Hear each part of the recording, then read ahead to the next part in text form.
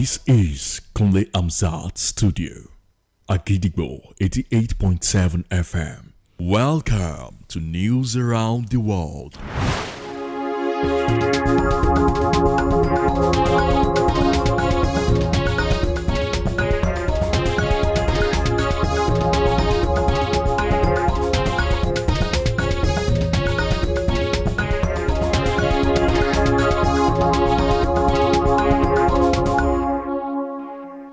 Good evening and welcome to News Around the World on the most listened to radio station at Gidigbo 88.7 FM Ibadan. I am WURAOLA YUSUFF. The headlines: a resident actor suspends strike and director members to resume Wednesday.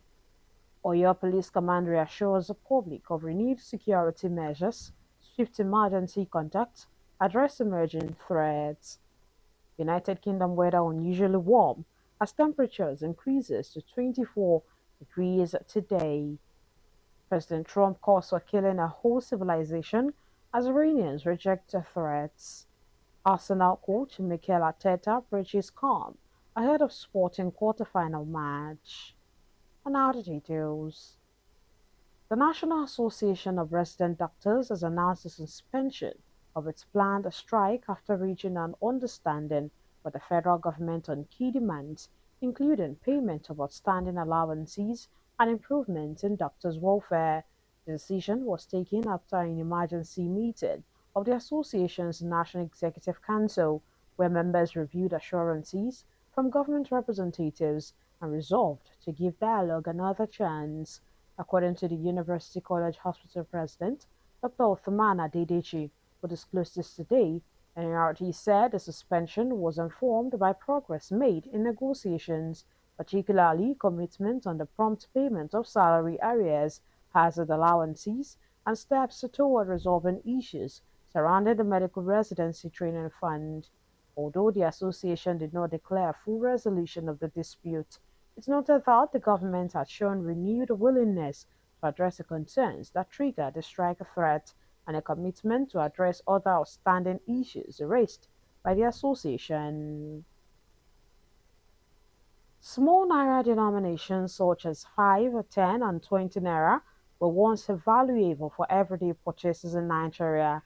However, with the current economic realities and purchasing power of the naira, many Nigerians say these notes can barely buy anything meaningful today.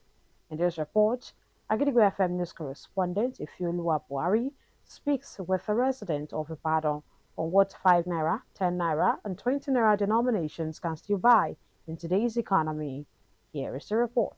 In Nigeria today, the value of the naira continues to shift as the cost of living rises across the country. From food items to transportation, prices have increased, and one noticeable change is the gradual disappearance of the smallest naira denominations from circulation. Notes like 5, 10, and 20 naira, which were once commonly used for daily purchases, are now rarely seen or even accepted.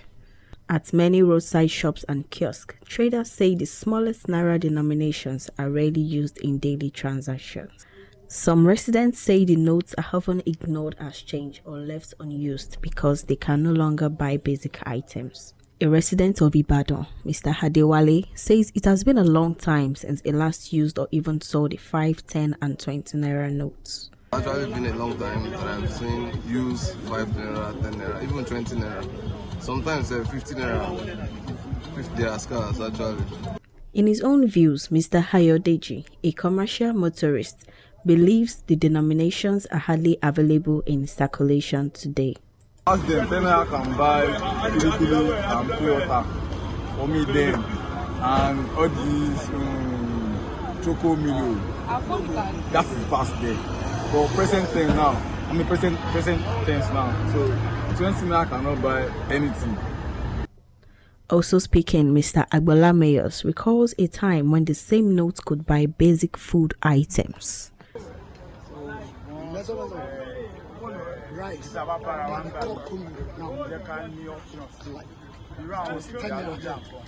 5 naira can buy pieces of fish. Pieces of fish. For many residents, the declining value of these small denominations reflects the broader impact of rising prices in the country. As the cost of living continues to increase, the role of smaller naira notes in everyday transactions appears to be fading. Ifeoluwa Buhari, Agidigbo FM News. The Oyo State Police Command, in compliance with the directive of the force headquarters, has reassured residents and indigents of Oyo State of its unwavering commitment to the protection of lives and property, as well as the sustenance of public peace and order across the state. According to a statement signed by the Police Public Relations Officer PPRO, DSP Anyalade Olayinka, the command has in place the robust and proactive security measures designed to prevent crime, respond swiftly to emergencies, and address any emerging threats.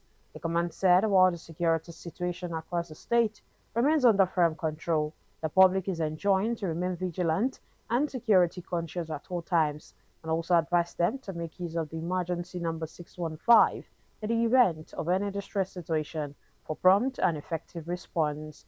The command also cautions against the dissemination of false, misleading, or unverified information capable of inciting fear or causing unnecessary panic, as such acts will attract appropriate legal sanctions, and further call on all residents to continue to cooperate with the police and other security agencies in sustaining peace and security across Oyo State.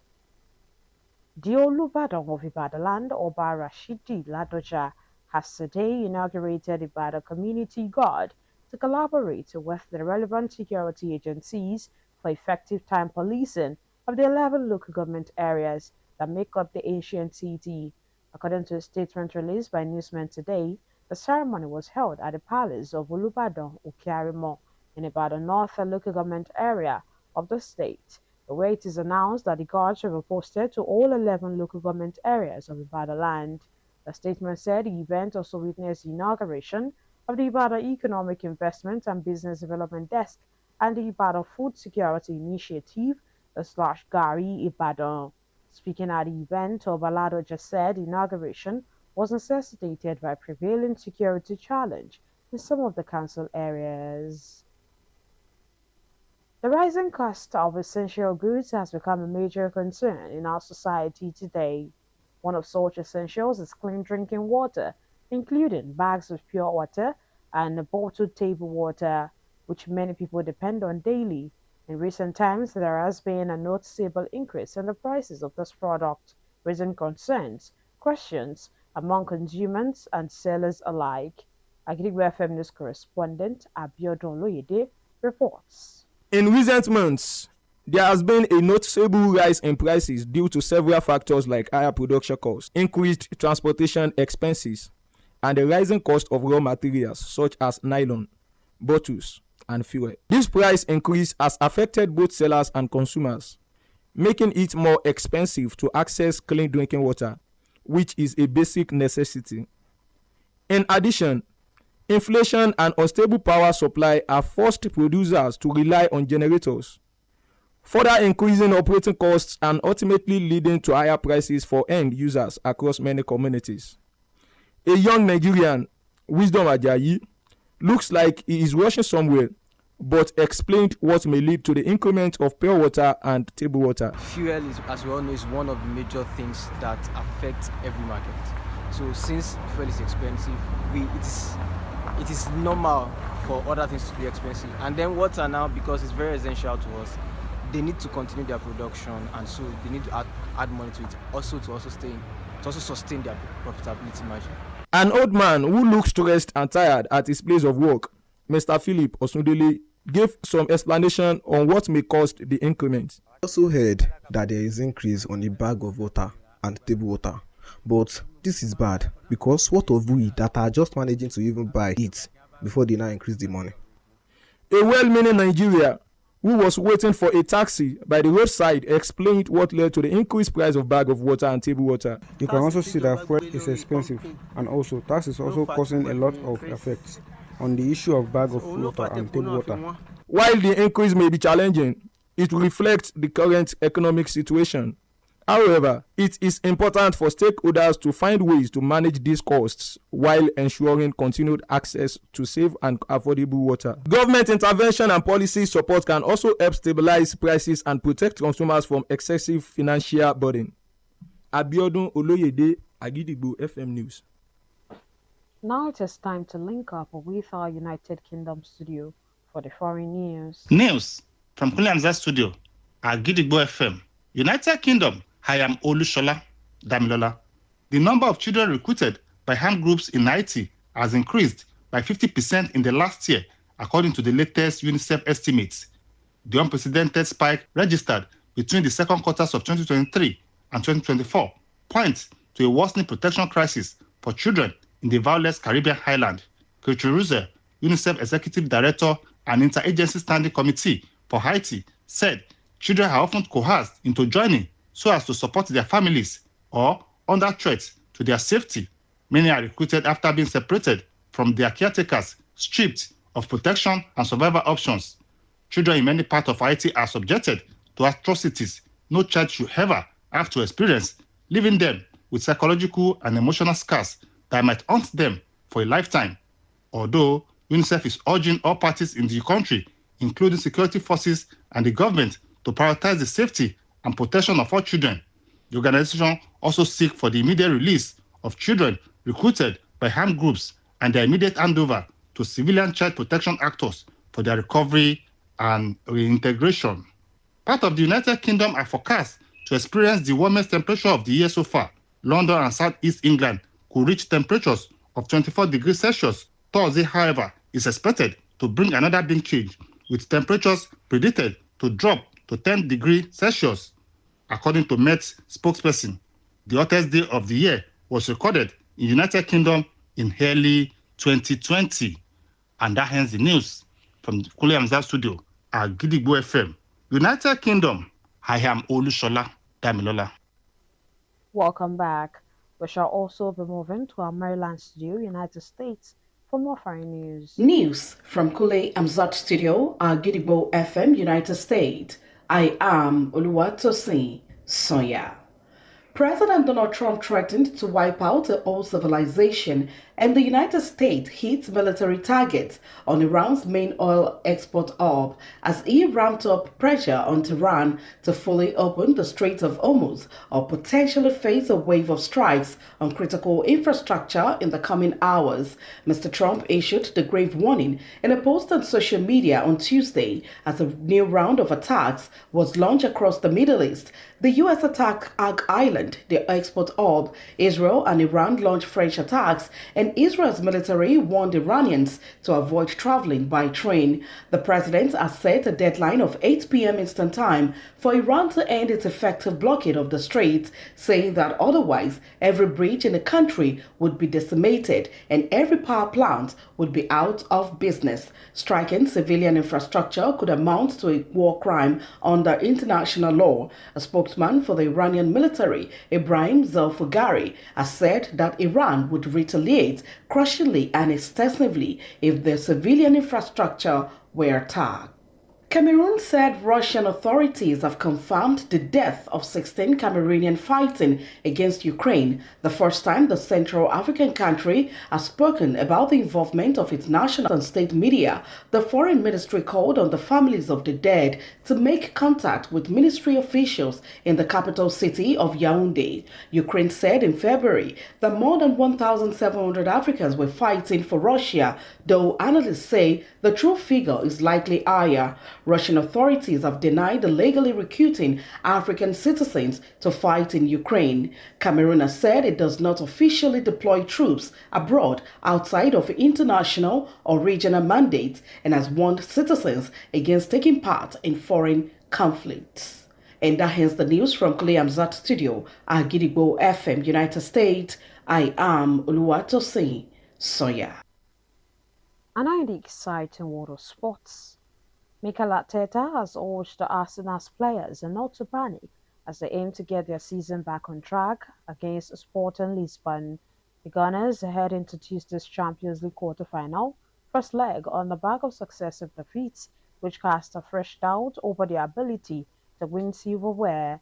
Either side of the international break, Arsenal were beaten 2-0 in the Carabao Cup final by Manchester City and then dunked out of the FA Cup by Championship side Southampton. They have never won the Champions League but hold a 9-point advantage at the top of the Premier League as they aim to end the 22-year wait to win that competition. Ateta, however, confirmed that Gabriel, Declan Rice, and Leandro Trossard would all be available to face Sporting Lisbon tonight. But Bukayo Saka and Warren Timber did not travel with the group and remain in London, hopeful of featuring in Saturday's league game at home to Bournemouth. To wrap up the news this evening, here is a recap of the headlines.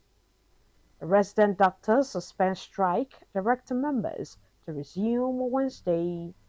Oyo Police Command reassures the public of renewed security measures, swift emergency contacts, address emerging threats.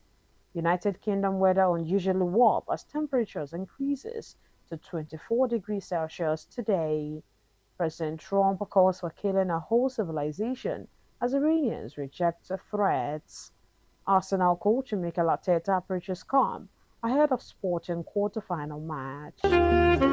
Don't forget that you can listen to us live on our website www.agidigbo88.7fm.com. You can also download our mobile app on Google Play Store and iOS. Simply search for Agidigbo 88.7 FM. Follow us on Facebook at Agidigbo 88.7 FM, on Twitter and Instagram at Agidigbo 887 FM, and subscribe to our YouTube channel. If you have news stories and tips for us, contact our newsroom on 070-8714-4865 or send us a mail on newsroom@agidigbo887fm.com.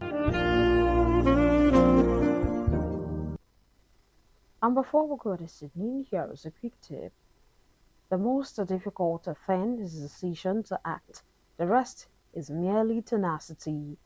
Finally, we have come to the end of the news around the world on the most listened to radio station at Gidigbo 88.7 FM Ibadan. I am WURAOLA YUSUFF. Thank you for listening.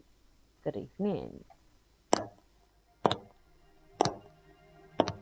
News is information.